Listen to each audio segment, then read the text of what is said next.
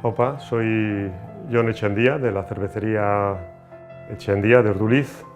Nosotros empezamos a hacer cerveza en el 2009 y bueno, ya partíamos de que hacíamos sidra y chacolí en casa, pero bueno, para consumo en casa, ¿eh? Y partiendo de esa experiencia, pues empezamos a elaborar cerveza a nivel familiar y ya nos pusimos a nivel profesional en el 2009. El origen de las materias primas es, intentamos que sea lo más local, lo más cercano posible. La malta es navarra, que tiene mayormente origen en Euskal Herria, en Álava y Navarra, y el lúpulo cultivamos nosotros cada día más, no al 100%, pero cada día más. Hemos descubierto que las variedades inglesas se dan muy bien en Vizcaya, concretamente. El lúpulo es una planta que es perenne. Bueno, quiero decir que es un cultivo para 40 años.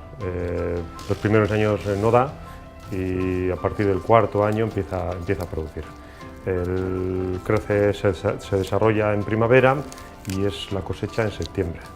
La variedad, concretamente la hembra de la especie, se cosecha y se puede usar en verde directamente en el mosto cervecero, o se puede secar o congelar para poder ser usado a posterior.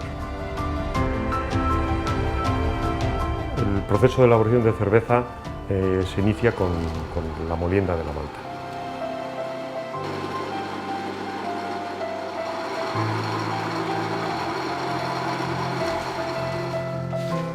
La malta luego se macera con agua caliente, donde se convierte el almidón en azúcar.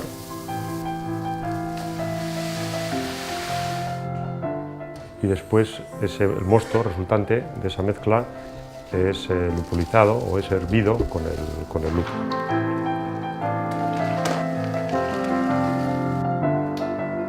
Posteriormente pasa a bodega, donde pasa aproximadamente hasta un mes fermentando y madurando. Y luego es embotellado con gas natural, con el gas que ha generado la propia fermentación.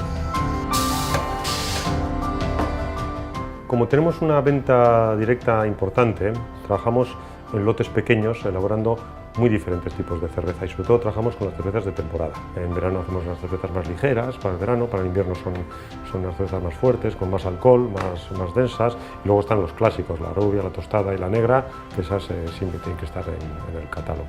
Pero una de nuestras características es hacer cervezas muy variadas y de temporada, que se llama.